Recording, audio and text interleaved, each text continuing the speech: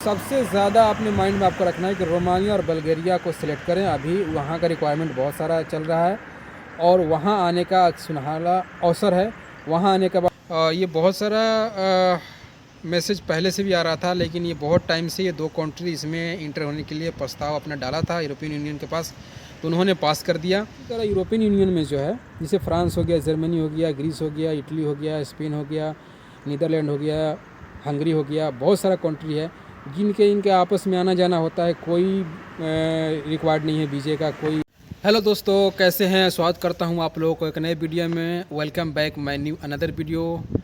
आप लोग कैसे हैं? आप लोग भी अपनी ज़िंदगी में खुश और मस्त होंगे। जैसे कि आप लोग को मालूम है कि मैं एक ब्लॉगर हूं और ब्लॉगिंग के साथ साथ मैं ट्रैवल से रिगार्डिंग, वीज़ा से रिगार्डिंग और डॉक्यूमेंट से रिगार्डिंग में वीडियो बनाते रहता हूं।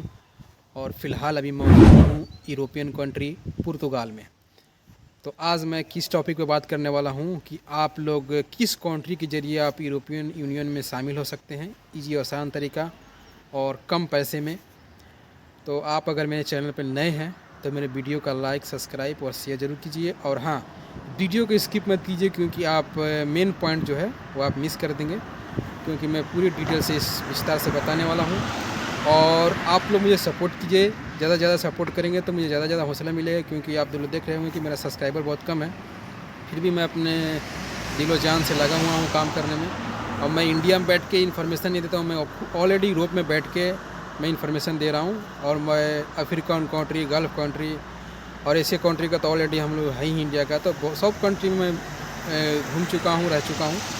और फिर लास्ट में जाकर मैंने तय किया कि एक यूट्यूब चैनल बनाया जाए और दोस्तों के साथ इन्फॉर्मेशन और जो है ब्लॉगिंग के ज़रिए भी दिखाया जाए यहाँ की क्या क्लाइमेट है और क्या इन्फॉर्मेशन है। चलिए दोस्तों, लेट ना करते हुए वीडियो को आगे बढ़ाते हैं। तो आप लोग को मालूम है कि मैं अभी फ़िलहाल जो बैठा हूँ ये एक बस स्टैंड है और ये विलेज इलाका है, देखेंगे कि आप। और यहाँ का मौसम आज ठंड जैसा है, ये गाड़ियाँ देख रहे होंगे, ठीक है ना। देखिए ये टैक्सी खड़ी हुई है, यहाँ का दिखा रहा हूँ, ये यूरोपियन यूनियन का इस पर लगा हुआ है। देखिए ये पी लिखा हुआ है, ये पुर्तगाल का, ठीक है। तो ये टैक्सी है यहाँ का और ये बस स्टैंड है, बहुत सारी बसें लगी हुई है यहाँ पर, ठीक है। अब देखेंगे बहुत सारी बसें लगी हुई है, ठीक है। तो इस तरह से यहाँ का माहौल है। बंदे कुछ आ भी रहे हैं, इधर जाना भी है, जाने आने वाले बंदे आते रहते हैं, जाते रहते हैं, क्योंकि ये बस स्टैंड है तो बंदे आना जाना करते रहते हैं। तो चलिए दोस्तों, इसी के साथ टॉपिक को आगे बढ़ाते हुए मैं वीडियो में बताने वाला हूँ आप लोगों की कि कैसे और क्या और कौन सा आसान तरीका होगा यूरोपियन यूनियन में इंटर होने का, और आप लोगों को फ्रॉड से कैसे बचना है, ये भी मैं इस वीडियो में क्लियरली बताने वाला हूँ कि आप लोग को फ्रॉड से कैसे बचना। ठीक है दोस्तों, तो चलिए स्टार्ट करते हैं और बताता हूँ। आप लोग वीडियो को पूरा वॉच कीजिए दोस्तों। जैसे कि आप लोग को मालूम है कि 1 मंथ बिफोर, लाइक स्टार्टिंग जनवरी या लास्ट दिसंबर आप बोलेंगे, मैसेज मिला था कि यूरोपियन यूनियन में, यानी यूरोपियन कंट्री में पहले 27, देखिए बस आ गई, 27 कंट्रियाँ होती थी। देखिए यहाँ से इंटर हो रही है ये बस, बहुत लंबी बस है। फिर यहाँ से इंटर होगी, इनका वहाँ पर गेट लगा हुआ है जो ऑटोमेटिक गेट है विट्रा। चलिए दोस्तों, बस का काम है आने जाने का, हम लोग अपना काम करते हैं, मेन टॉपिक की बात करते हैं। तो आप लोग जैसे सुना होगा कि यूरोपियन कंट्री में 2 कंट्री इंटर हो गया है, शामिल हो गया है। और आप लोगों ने लाइक फर्स्ट मंथ यानी इस जनवरी का स्टार्टिंग में और दिसंबर लास्ट में ये मैसेज सुना होगा आप लोगों ने। ये बहुत सारा मैसेज पहले से भी आ रहा था, लेकिन ये बहुत टाइम से ये 2 कंट्री इसमें इंटर होने के लिए प्रस्ताव अपना डाला था यूरोपियन यूनियन के पास, तो उन्होंने पास कर दिया। तो एक बहुत अच्छा मैसेज किया सबके साथ, जो जो वहाँ पे रह रहे हैं, अपने एशियन कंट्री से वहाँ मूव किए हैं रोमानिया और बल्गेरिया में, उनके लिए बहुत गुड मैसेज है। तो इसके ऊपर इस टॉपिक पे ही मैं बात करूँगा और कि कौन सा आसान तरीका होगा आप उसमें आने के लिए, फिर वहाँ से आप किस कंट्री में जाएंगे, फिर कैसे कैसे आप अपना स्टेप देखेंगे, इसमें पूरा डिटेल में बात करूँगा। तो आप लोग ज़रूर आप लोग बने रहिए मेरे वीडियो में, पूरा मेरे वीडियो को वॉच कीजिए, फुल वॉच कीजिए मेरे वीडियो को, ठीक है। तो देखिए, जैसे दोस्तों आप लोग को मालूम है कि आप किसी भी कंट्री में ऑल ओवर वर्ल्ड में अगर आप मूव करना चाहते हैं तो आपके अंदर में एक हुनर होना चाहिए, जिसको स्किल बोलते हैं। तो अगर आपके पास स्किल है तो आप आसानी से किसी कंट्री में जाके आप काम कर सकते हैं और पैसे भी कमा सकते हैं, अपना लाइफ भी बना सकते हैं। तो अगर आप स्किल वर्कर हैं तो आपके लिए आसान तरीका है यूरोप में आने के लिए। गल्फ में भी जा सकते हैं, लेकिन अभी ज़्यादा करके बंदे यूरोप चूज कर रहे हैं। लेकिन जिनको स्किल नहीं है, जिनके पास स्किल नहीं है, वो क्या करें? क्या वो बिना स्किल के ही किसी कंट्री में मूव कर जाए, बिना कोई काम जाने जानकारी किए, कि बिना कोई काम मालूम के ही चले जाएं? तो दोस्तों मैं यही चीज़ का रेफ़र करूंगा कि आप लोग पहले 6 महीना 1 साल अपने ही मुल्क में, अपने ही देश में, अपने ही कंट्री में रह के पहले काम सीख लें। आप वहाँ की कंपनियों में काम करके आप एक्सपीरियंस पर ले लें, उसके बाद दूसरे कंट्री मूव करेंगे तो आसान रहेगा। क्योंकि मैं बहुत बंदों को जानता हूँ कि बहुत प्रॉब्लम फेस करनी पड़ती है। काम नहीं मालूम है, मूव कर गया, अब वहाँ पे कुछ काम जानता ही नहीं है तो क्या काम करेगा बंदा? बैठे बैठे रहेगा, या फिर किसी भी कंपनी में जाएगा तो फिर उसको काम नहीं मिलेगा। हेल्पर में करेगा तो उसकी लाइफ बढ़ नहीं सकती है, बहुत मुश्किलात आती है। तो पहले आप काम सीखिए, उसके बाद आप दूसरे कंट्री में मूव कीजिए। ये तरीका सही है काम सीखने के बाद मूव करने का। अब दूसरा पॉइंट पे चलते हैं कि अगर आप काम जानते हैं, स्किल वर्कर हैं, तो आप कैसे आप मूव करेंगे दूसरे कंट्री में। तो आप लोग को बता दूं कि गल्फ़ में या यूरोप में कहीं भी जा रहे हैं तो सबसे आसान तरीका है कि अगर आप स्किल वर्कर हैं, आप डायरेक्ट 1000+ ऑफिस को सिलेक्ट करें। अब मैंने 1000+ ऑफिस का नाम क्यों लिया, आप लोग को मालूम है कि आजकल फ्रॉड बहुत ज़्यादा हो रहा है। और ऑफिस किस लिए खुला हुआ है, वो एजेंसी किस लिए खुली हुई है कि बंदे को वो दूसरे कंट्री में भेजे। उनके पास कंपनियां का रिक्वायरमेंट आती है, वो इंटरव्यू कराते हैं, सिलेक्शन करते हैं और वो वीज़ा लगवाते हैं और भेजते हैं। लेकिन बंदे वहाँ तक नहीं पहुँच पाते, इस वजह से उनको एजेंट का सहारा लेना पड़ता है और एजेंट भी जाकर उनको बंदे देते हैं। बंदे डायरेक्ट नहीं जाना चाहते। जो बंदे समझदार हैं, चालाक है, एक्टिव है, वो जाते हैं और अपने डायरेक्टली बात करते हैं, डायरेक्टली जाते हैं। लेकिन और इसमें भी क्या पॉइंट देखना है आपको, ऑफिस अच्छा खासा है, आपने उनको पेमेंट कर दिया, पासपोर्ट जमा कर दिया, बाद में पता चला कि आपके साथ फ्रॉड हो गया। बहुत जानकार भी बंदे के साथ, बहुत अच्छे समझदार बंदे के साथ भी फ्रॉड हो जाता है। तो इस बात का भी आप लोग ध्यान रखें कि किस ऑफिस के पास जाना है। सबसे पहले आपको विदेश मंत्रालय के साइट पर जाए, वहाँ पर जाकर सर्च करें 1000 ऑफिस के बारे में जानकारी आप लें कि कौन कौन सा ऑफिस विदेश मंत्रालय के पास रजिस्टर है, उनके पास रजिस्टर है, उसी ऑफिस के पास जाएं और उसमें भी सर्च करें कि कौन सा ऑफिस यूरोप का काम करवाता है। ऐसा भी है कि 1000+ ऑफिस है, यूरोप का रिक्वायरमेंट निकाल दिया, यूरोप के नाम पे आपसे 3 लाख 4 लाख पैसे ले लेके आपको 6 महीने 5 महीने से लटका रखा है। अब आपके पैसे क्या से वो अपना बिजनेस कर रहे हैं और आप परेशान हैं। 6 महीने बाद आपको पैसे मिल भी जाएंगे तो फिर नुकसान तो आप ही का होगा ना। तो इस चीज़ का भी आप लोग ध्यान दें। तो 1000+ ऑफिस चुनना है और जो ऑफिस का फीडबैक सही है, आप उनके बारे में जानते हैं, उसी ऑफिस से अपना काम करवाएं यूरोप का। और पूरा बढ़िया से जान लें कि कौन सा कंट्री यूरोप में है। ऐसा है कि यूरोप में जो कंट्री नहीं आता है उसको भी उन्होंने यूरोप लिख के यूरोप के नाम पे भेज देते हैं। तो इस चीज़ का भी ध्यान दें, आप लिस्ट निकालें और तब आप उसमें डालें। और सबसे ज़्यादा आपने माइंड में आपको रखना है कि रोमानिया और बल्गेरिया को सिलेक्ट करें। अभी वहाँ का रिक्वायरमेंट बहुत सारा चल रहा है और वहाँ आने का सुनहरा अवसर है। वहाँ आने के बाद आप वहाँ की कंपनी में काम करेंगे, फिर कुछ दिन काम करने के बाद फिर अदर कंट्री में मूव करेंगे। तो अदर कंट्री में मूव करने का क्या है, यूरोपियन कंट्री में जैसे कि 27 था तो 29+ हो गया है। अभी आप को मैं बता रहा था कि रोमानिया और बल्गेरिया भी शामिल हो गया है। तो आपको दूसरे कंट्री में मूव कब करना है, जब बॉर्डर फ्री हो जाएगा तब। बहुत बंदे को नहीं समझ में आ रहा है कि तो वो सोच रहे हैं रोमानिया यूरोप में आ गया तो चलो वहाँ पहुँच जाते हैं और तुरंत मूव कर जाएंगे। तो ऐसा नहीं है, कोई भी काम स्टेप बाय स्टेप ले। आप जल्द फास्ट करेंगे तो आप मुश्किल फंस सकते हैं, आपको नुकसान हो सकता है।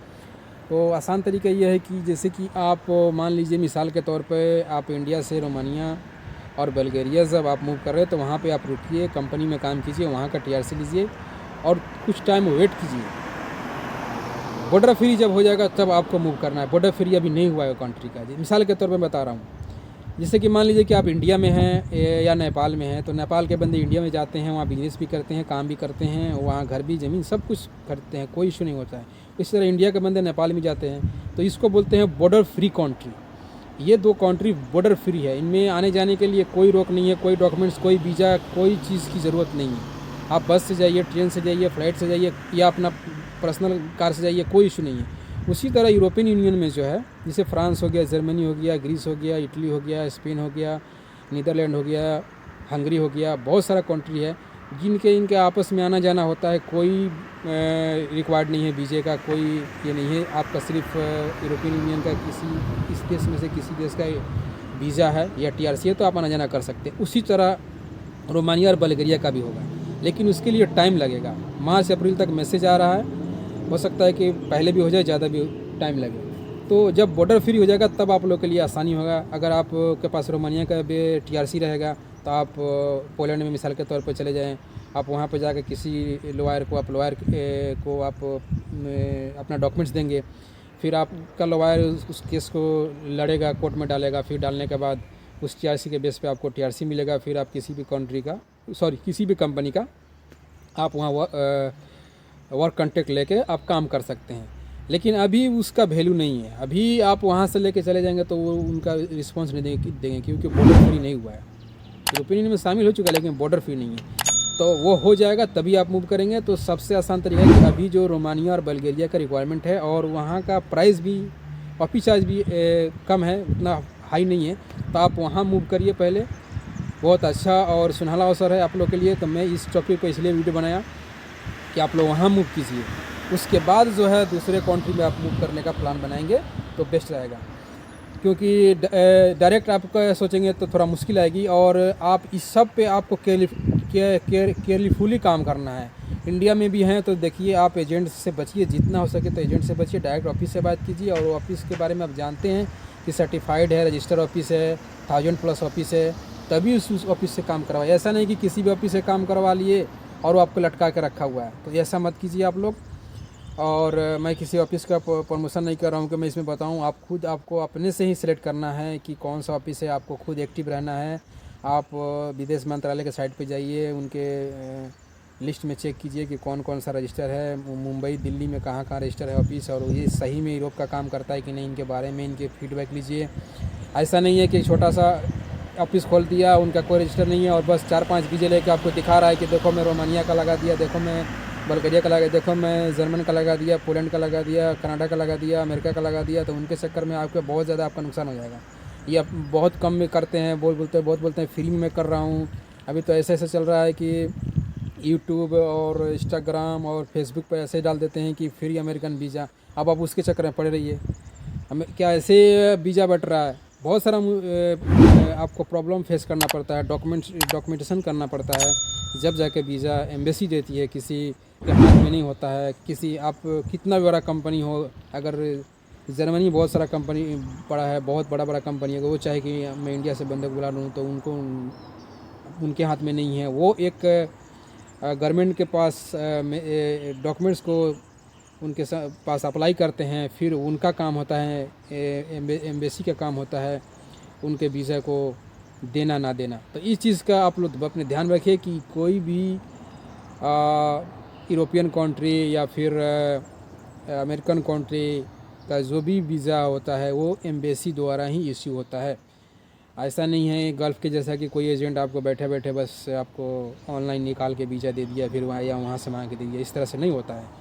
ये इनका बहुत प्रोसेस लगता है, टाइम लगती है कि कोई 2 महीना में करता है, कोई 3 महीना में करता है, कोई 4 महीना में करता है, कोई 5 महीना में करता है, कोई 6 महीना में करता है। लेकिन सर्टिफाइड ऑफिस होता है तब।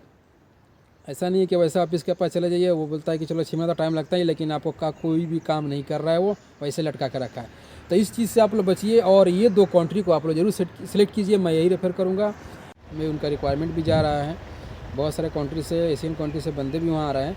तो इस चीज़ का आप लोग ध्यान दीजिए और मेरे वीडियो को वॉच कीजिए। मेरा वीडियो कैसे लगा ज़रूर आप कमेंट के जरिए बताइए और मुझे सपोर्ट और लाइक और सब्सक्राइब जरूर कीजिए। आप लोग की सपोर्ट मिलेगी, उसी हिसाब से मैं वीडियो बनाते रहता हूँ और मुझे सपोर्ट मिलते रहता है। तो आप लोग ज़रूर लाइक के साथ साथ शेयर के साथ साथ मेरे चैनल को सब्सक्राइब ज़रूर कीजिए प्लीज़। मिलते हैं नए वीडियो में नए मैसेज के साथ। ओके दोस्तों, जय हिंद। देखिए ये एक टूरिस्ट वैन है, यहाँ पे जा रही है, देख रहे हैं टूरिस्ट वैन है। और यहाँ पे भी लगी हुई है, ये टैक्सी लगी हुई है, बंदे कुछ आ रहे हैं। चलिए दोस्तों, एंड करते समय मुझे ये मैसेज आप लोगों को दे दिया। अभी देखिए, सॉरी मैं थोड़ा सही बता दूं कि शाम का मेरे पास बज गए हैं लगभग 5:30 और अभी भी देखिए मौसम अच्छा है, आज धूप निकला हुआ है। देखेंगे कि देखिए इधर का धूप निकला हुआ है, देख रहे हैं ना, धूप निकला हुआ है। और 5:30 हो गया और धूप निकला हुआ है, बहुत अच्छे यहाँ का क्लाइमेट है। मैं और भी बेर काउंटी में रह चुका हूँ, लेकिन वहाँ अभी बहुत ज़्यादा बर्फ़ का मौसम चलता है, जैसे कि नवंबर, दिसंबर, जनवरी, फरवरी तक बहुत ज़्यादा मौसम में डिफरेंट हो जाता है और भी अदर मंथ से। लेकिन यहाँ पे बहुत अच्छा मौसम है, अपने इंडिया जैसा मुझे लगता है। तो इस तरह से बहुत सारा कंट्री है और अच्छे भी क्लाइंट हैं, और कहीं स्नो फ्लो भी हो रहा है, कहीं बर्फीला मौसम है, कहीं नॉर्मल है, मतलब चलते रहता है। तो इस तरह से यूरोप में मौसम है दोस्तों। तो इसके ऊपर भी मैं बहुत सारा वीडियो बनाते रहता हूँ। चलिए दोस्तों, फिर मिलते हैं नए वीडियो में नए मैसेज के साथ। ज़रूर हमें सपोर्ट, लाइक और सब्सक्राइब कीजिए। जय हिंद दोस्तों।